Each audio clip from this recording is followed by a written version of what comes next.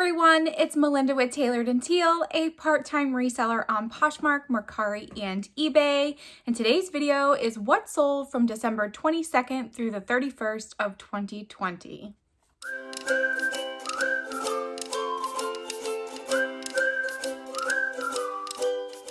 So before we get started, I just wanted to say a huge thank you to everyone who watched my 25 days of reselling videos. I'll tell you, doing videos every single day in a row is very challenging, especially when you can't really leave your house because of COVID. I can't really go thrifting. So it was challenging, but I was ready to do it. And I'm proud of myself that I made it through. I feel like I put out some quality videos. A lot of you liked the ThredUp unboxings, which are always popular and I still will continue to do in 2021. But thank you again to everyone who watched my video and who also became a new subscriber. I greatly appreciate it. And welcome to the channel.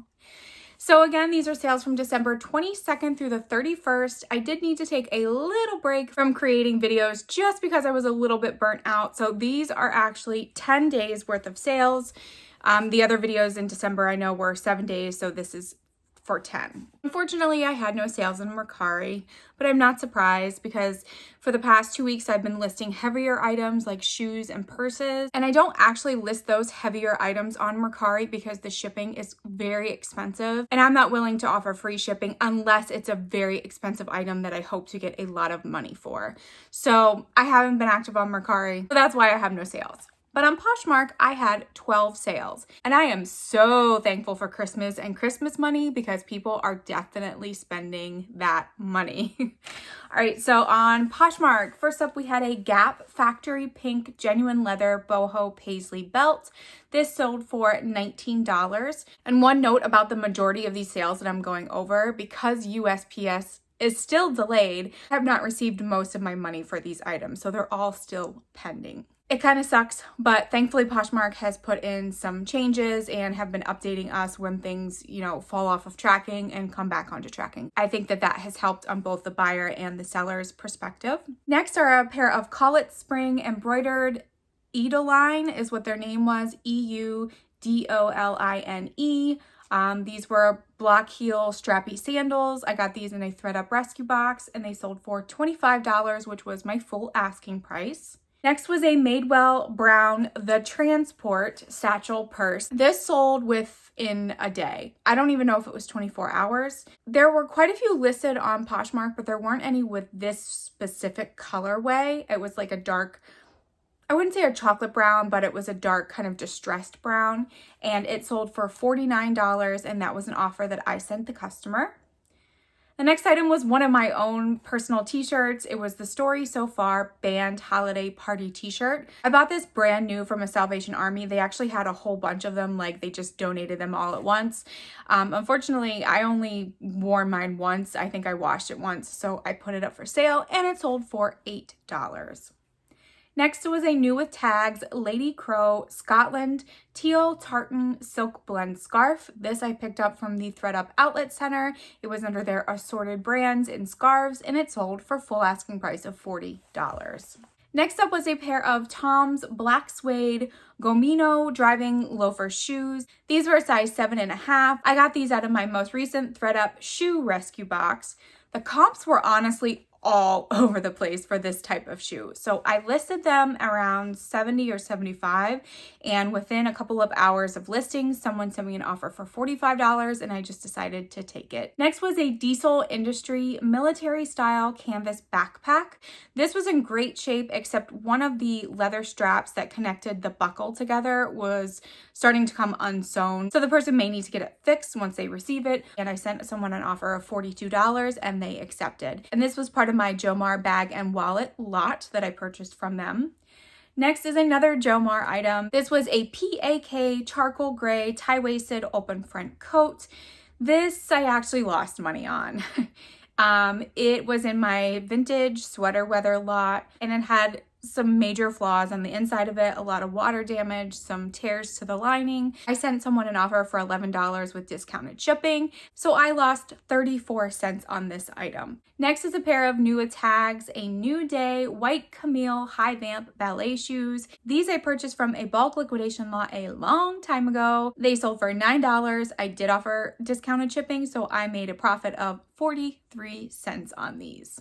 Next is a Nua Tags, another Diesel item, Diesel Men's Processor Bus Crossbody Bag. It sold for $31, and this is the only item that I received my money on from these 10 days of sales because they lived in the same state as I did, so they were able to get their package much quicker.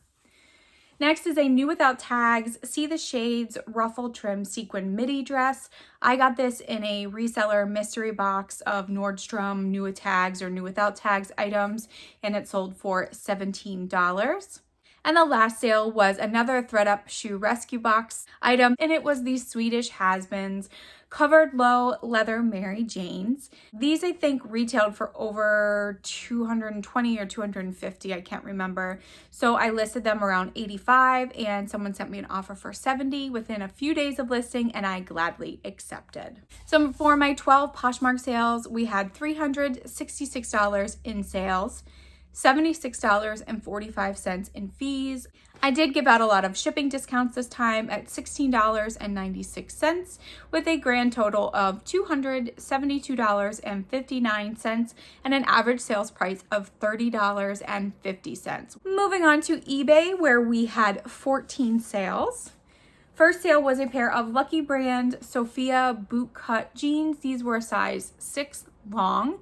I purchased these from ThredUp's outlet center, and they did not mention that it was a long inseam. But when I received the jeans in the mail, I was completely surprised. However, someone still purchased it and they sold for $15.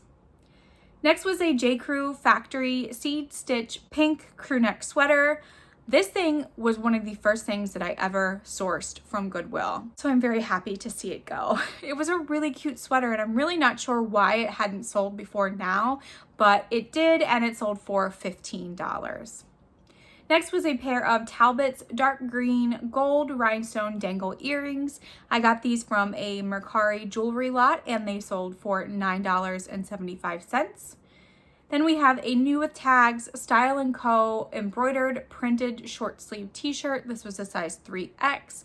This came from a bulk liquidation lot and it sold for $10. If you watched my 2020 year in review video, which I'll link up here so you can go check it out, you know that my highest ever sale happened these past 10 days. So it was a mulberry genuine leather brown Bayswater tote bag. It was unlined. It was in great gently used condition with some wear on the inside. And when I looked up comps for these purses, I was blown away. Used ones were selling anywhere from $350 up to $500, and these actually retail for $700 to $800. So the fact that this came in a Jomar mid to low range box, I'm not quite sure that they knew it was high end, but I'm not complaining. I went back and forth with the buyer a few times of a good price, and we settled on $190, which I was a-okay with, and that is my biggest sale to date. Next, we have a Zella black swishy drawstring elastic waist running shorts. These I got from a reseller mystery box from Facebook Marketplace, and they sold for $13, and they were a size extra large. Next is a pair of vintage Ralph Lauren jeans. These were a size 8. They were vintage, so they might have fit a little smaller. They were high rise, and I called them mom jeans because they certainly looked like it. And they sold for $19.99. And this was a free item given to me. Another item that was sitting in my store and closet forever. This was a Roz and Alley peachy pink crochet lace sweater. This was a size large. It sold for $10, and I was very thankful to see it go. Next is a Patagonia Capilene black half zip base layer long sleeve shirt. This had one very small pinhole and another hole that was in one layer of the knit fabric. And someone sent me an offer for $12, and I thought that was fair since the item was flawed, so off that went as well. Next was a DKNY black pebbled leather zip around wallet.